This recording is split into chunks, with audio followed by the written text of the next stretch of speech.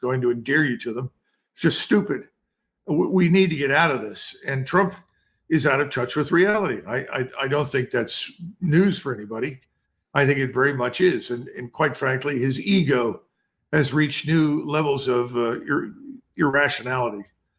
So I'm very uncomfortable talking about that. I think we ought to shut up about it.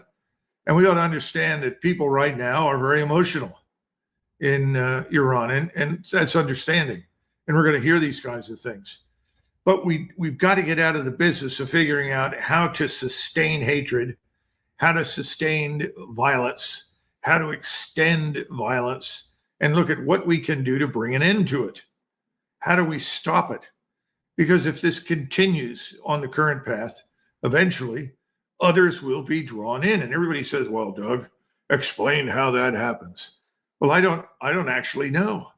I can't say with absolute certainty what would bring in other great powers, but it would be a serious mistake to think that everyone will ultimately sit by and do nothing in perpetuity. Let's not tempt fate.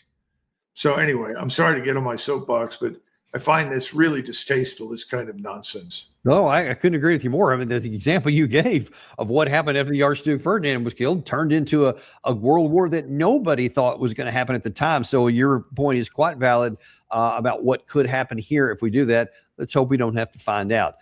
You mentioned a second ago one of the other issues that we'd like your view on, and that is with the Russia-Ukraine war. There have been some recent developments here. Just overnight, Ukraine hit 20 additional, and this has been going on, this is a new campaign, 20 additional Russian so-called shadow fleet vessels in the Black Sea overnight. Most of these were civilian vessels. According to the story here, the unmanned systems forces of Ukraine struck 20 vessels from Russia's so-called shadow fleet near the occupied Crimean Peninsula on the night of 14-15 July. Of the 20 vessels struck, 17 were oil tankers, 2 were gas tankers, and 1 was a tugboat. Russia yesterday had started belatedly getting back into this war here as well in the Black Sea and in the Sea of Azov, and they hit a civilian Ukrainian tanker. So now people are saying, is this the new theater of operations here, where now it's going to go back into more in the naval stuff? What impact is this going to have on the war? Well, there's several points. The first is no one should delude themselves into believing that these kinds of strikes are going to rescue Ukraine from defeat, that this is going to turn around the war. That's all nonsense. Ukraine is doomed to destruction, sadly. And the second part of this is that the Ukrainians have taken advantage of relative indefensible targets at sea in the Russian Navy. You know, this goes back to some of the discussions we had recently when we were talking with Joe Kent. The Russians have learned a great deal. Their ground force has adapted brilliantly. If you look at what's happening along the front line of troops, where the edge of the battle is and where things are happening, the Russian troops have clearly learned how to cope with these unmanned systems. And instead of rushing in and executing these encirclements, what they call cauldron battles in the space of 2 or 3 days, it takes 10 days to 2 weeks because they want to avoid unnecessary casualties. And they know that the people that they're fighting have no chance. So it's very deliberate, it's very methodical, and it works. And they're ultimately destroying more and more and more ashore. What they haven't done is looked at the reality in the Black Sea. And when you go into these ports in Crimea or anywhere along the coast of the Black Sea that's Russian, it's very hard to protect these vessels that are sitting at anchor. And as they close with Ukraine, as they move in proximity to where these weapons are being launched from, it's harder and harder to protect them. They need to adjust things there. I think some heads are going to roll in the Russian naval forces. If I were going to predict anything, I think that's an absolute certainty, because this sort of business shouldn't happen. But finally, we need to understand that eventually this is going to end. And it's going to end with Russia in control of Odessa. It's going to end with Russia in control of Kharkov. It's going to end with Russian control of this thing they call Novorossiya. The Russians are not interested in owning Western Ukraine. They want it to be neutral. They don't want it to be another assembly point for future operations against them, which is exactly what we've done with it. And that's why they don't trust us anymore. That's why they're not going to really talk to us seriously. At least this administration has no chance of reaching them. And I think the Western globalists that are behind all this are being ignored. If they keep it up, then yes, they could be at risk of many things. But right now, Russians want to finish this business in eastern Ukraine once and for all. And that will involve taking Odessa. When they decide to do this is something I can't predict with certainty, but it will happen. Well, somebody who wants to prevent it from happening is Ursula von der Leyen in the European Union, who herself flew into Kiev today. And she had a big press conference with Volodymyr Zelensky in light of his conversation with President Trump at the NATO summit a few days back. And Zelensky was feeling kind of froggy. And here's what he had to say.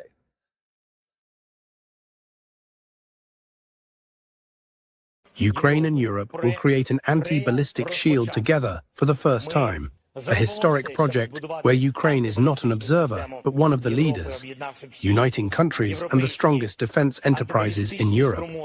The Freya project has been initiated. We will do everything to build a European anti-ballistic system by uniting all European anti-ballistic capabilities so that the skies of our nations are protected. So, man, great news. Now there's going to be there used to be an iron curtain. Now there's going to be an air shield that's going to stop everything from Russia coming into Western Europe. And it's going to start right there in Ukraine. What do you say to that? Well, I could see millions of Europeans lining up to deliver their first child to Zelensky so he can sell their organs and accumulate the cash that he needs to build this ridiculous notion. This is not going to happen. You and I know this.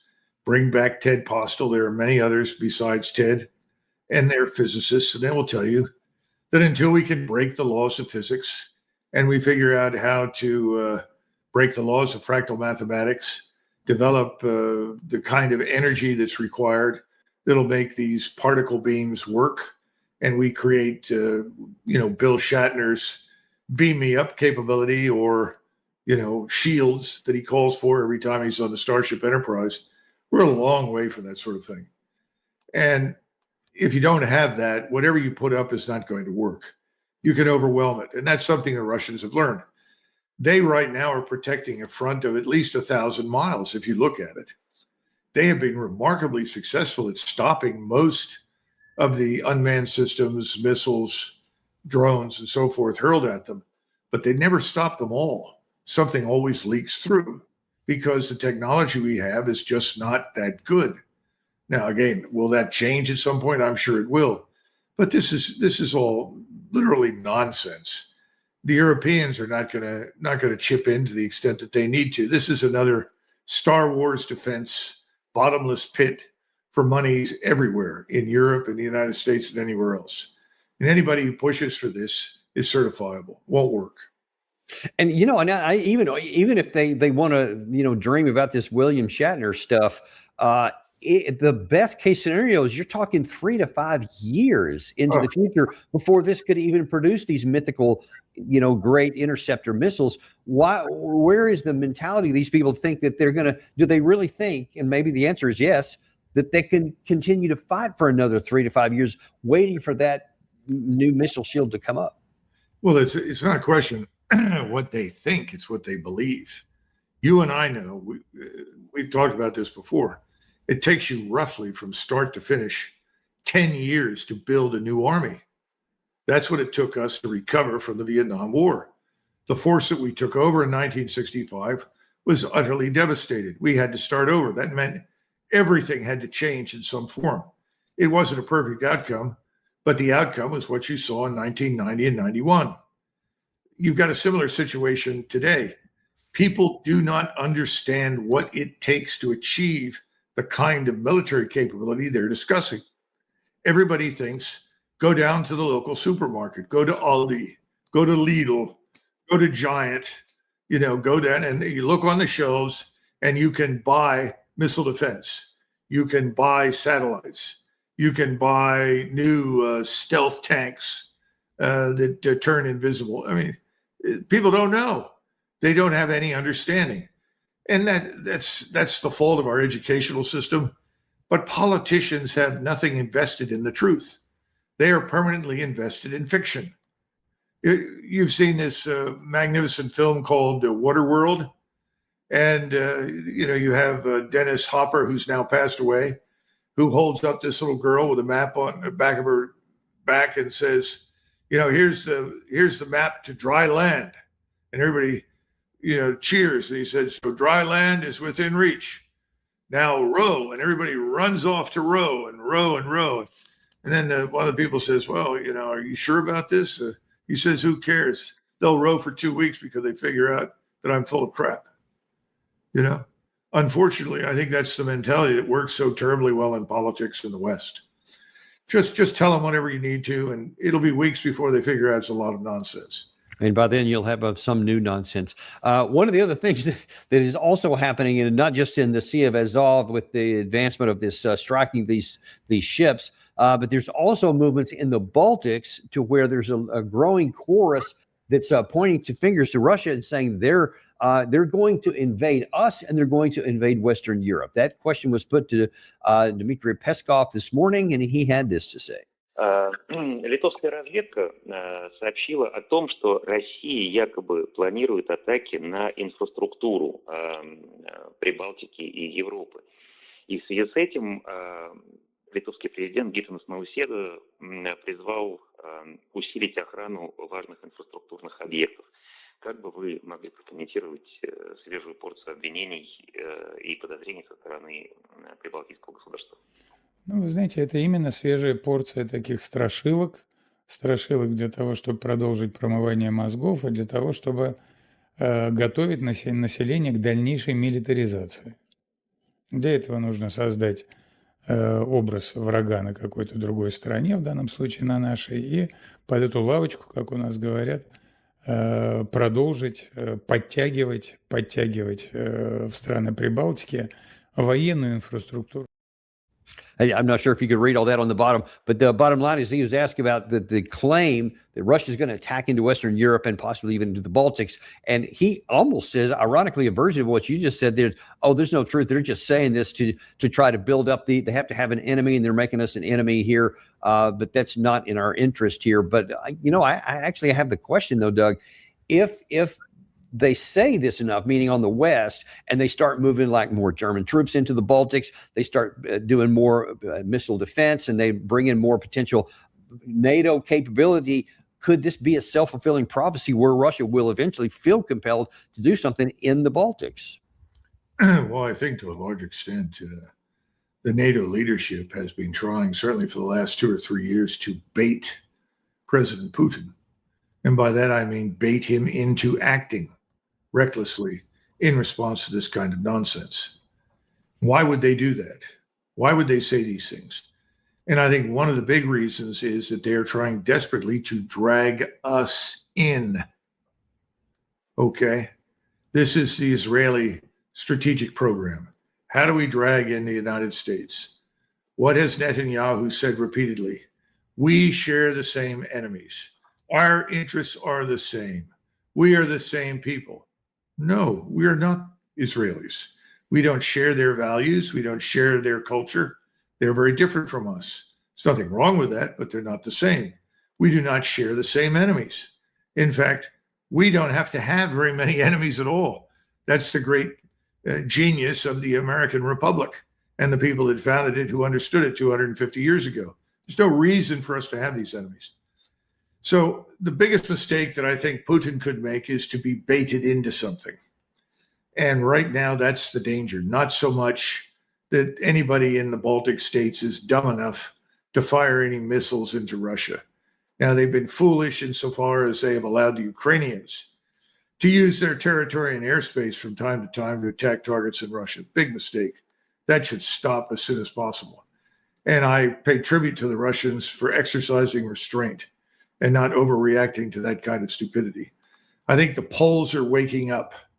The Poles have finally figured out that this Ukrainian state is a criminal organization. It's not just a money pit that will never be filled. It's much worse than that. So I don't see any evidence that the Poles are going to sign up for any of this stupidity anymore. It'll take time to climb down from it because being anti-Russian is almost inseparable from being a Polish nationalist.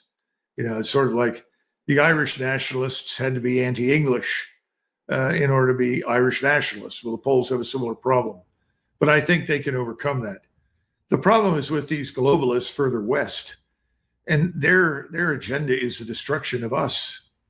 They're much more concerned about ensuring that Europe is overrun by millions of non-Europeans and ultimately destroys Europe from within than they are about anything that happens in Russia.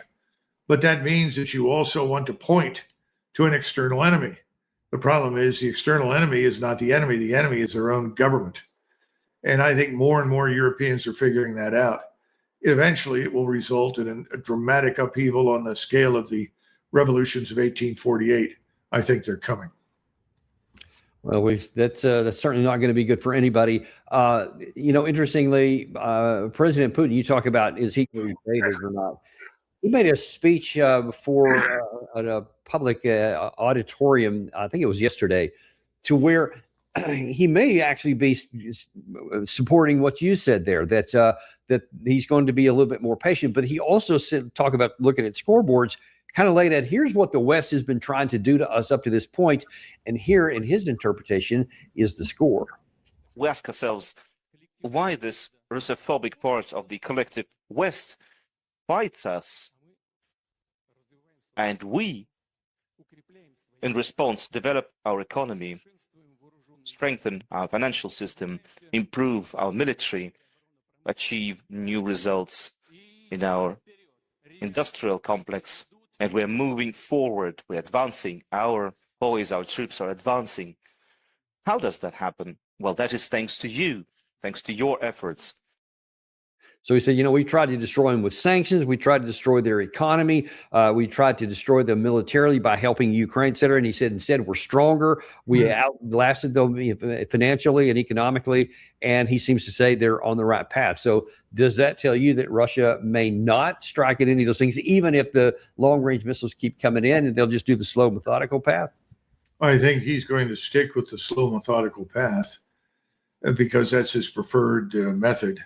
On the other hand, I think he understands the anger and frustration inside the Russian population. I mean, how could you not be angry when Russian citizens in St. Petersburg or Moscow or Rostov are killed mindlessly on the street as a result of some rogue drone attack that has no real military utility at all?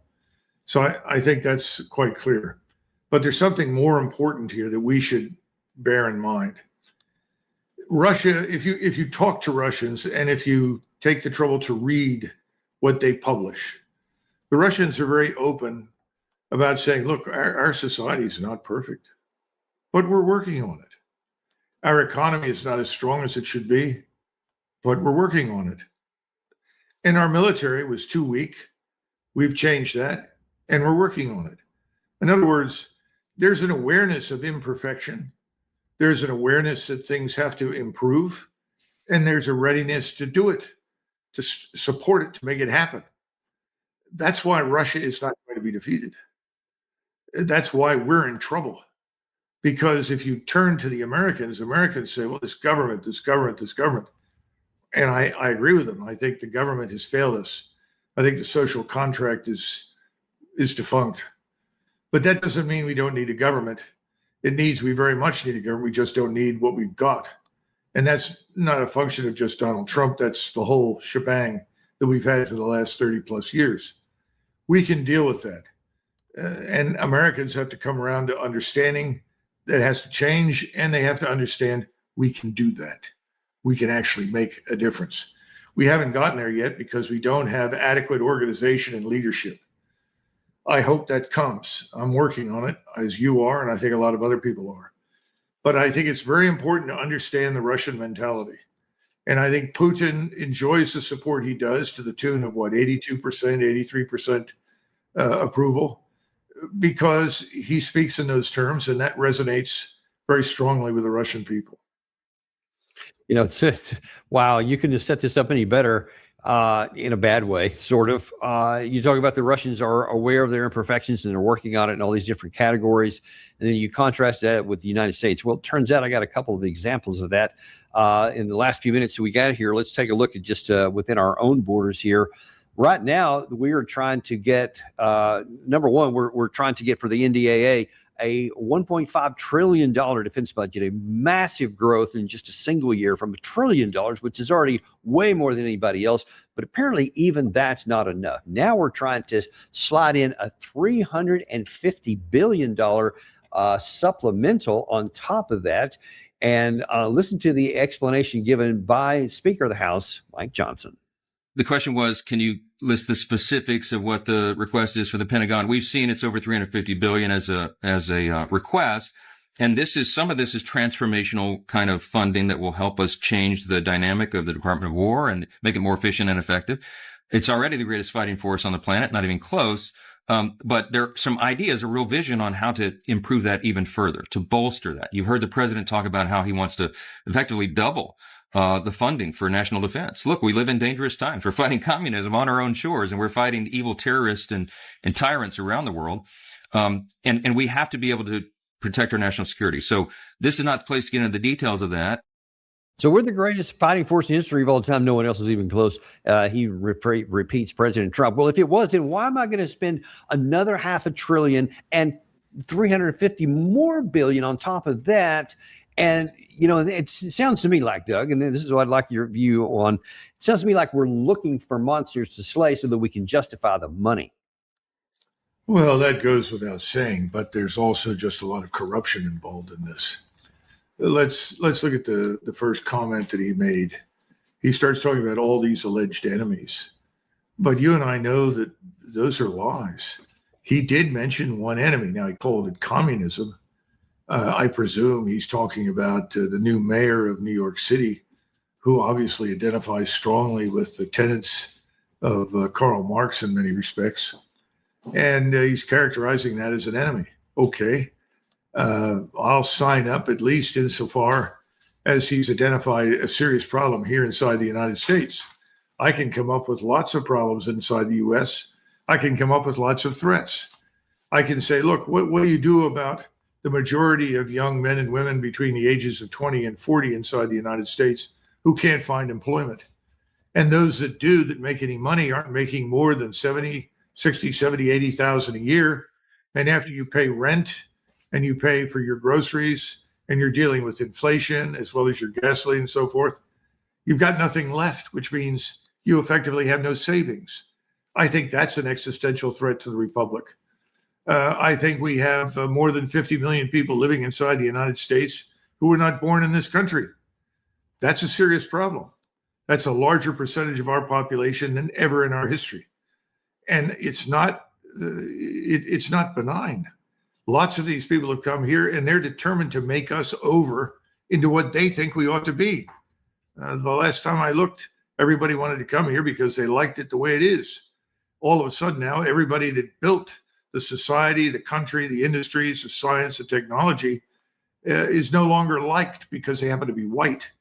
This kind of nonsense needs to stop, but nobody's addressing it. And Mike Johnson isn't going to touch it with a 10-foot pole. He and his opponents on the left are all in the same boat on these things. They don't want to take on these difficult issues.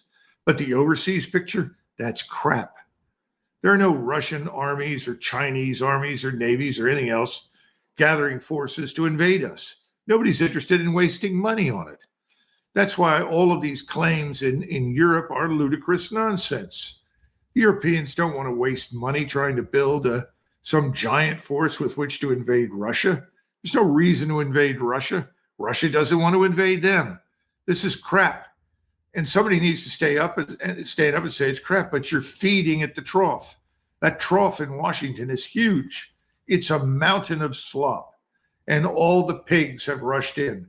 And they want to keep feeding. And they're dependent upon a government that feeds them. By the way, they're not feeding us. Our population, 90% of it, is not benefiting in any way, shape, or form. 10% of the population owns everything and spends all the money. Well, and just to put a sharp point on that, later today, President Trump is going to be at a meeting. He's actually going to make some public statements, and this here, he's going to address the defense technology gathering, even as the Iran war has reduced our weapons stockpiles. Key things in here. The White House said the summit is bringing together key leaders in defense and some of the largest global investors to spotlight the importance of national security. There we go again. We're looking at those dragons overseas to go slay. But then you look at that long list of folks who are right there at that trough you just described, trying to get some of that 350 billion and then the 1.5 trillion next year. Where does this end, Doug? Well, looking at the list, we all know who Jamie Dimon is. And to his credit, recently, he's been pointing to the danger that lurks of a complete financial collapse. He's talked about the bond market. He understands the debasement of currency. I don't know what he would say in private, but one would hope that Dimon would carry that message to the president. This is not the time to spend more on much of anything. I don't know Blackstone, can't comment, or the others. I know that this Phoebe Novakovic is a former CIA employee. She may still be a CIA officer who is currently heading General Dynamics. I don't know. These people are the enemies of anyone who wants to reduce spending. They're the enemies of anyone who doesn't want to double down on spending on their pet projects, their pet rocks. And they feel justified. And they are part of this multi-million-dollar / billion-dollar elite, the Epstein class, as we call them. They're in charge. And that's what they want. And we are not in charge. We have no influence. You know, this is where you find that even though I would not have voted for Mamdani in New York City, and I dislike many of the things he says, he's ultimately telling the truth about the Epstein class. And he's not the only one. There has to be some common ground between the two sides of these arguments, because we got to put a stop to this stuff. We're not going to survive this if we keep it up. And you and I and a lot of others have talked about these problems for years. We're approaching the point of no return. And that's one of the reasons why I'm an advocate of what you were talking about. The system has to be changed. And this so-called two-party, but it's more the uniparty, as you've said several times, certainly on these kinds of issues, exclude everybody else. And they'll lie and say everything that they want to hear on the mainstream media, which will just dutifully put it out there, other than shows like this and the things that you do and other places that you go. We're just going to have to see if we can get more mass from the bottom up. Or you may be right. We may be powerless later on, and it could come back and crash on top of all of us, because this can't be sustained no matter what they want to do. I think that's important to point out. Yeah, well, that's why I say we've reached the point of no return. One more step and we fall into the abyss where we have no control whatsoever. And it would be a mistake. And this is very important too. The people on that list do not think that anything bad can happen to them. They're wrong.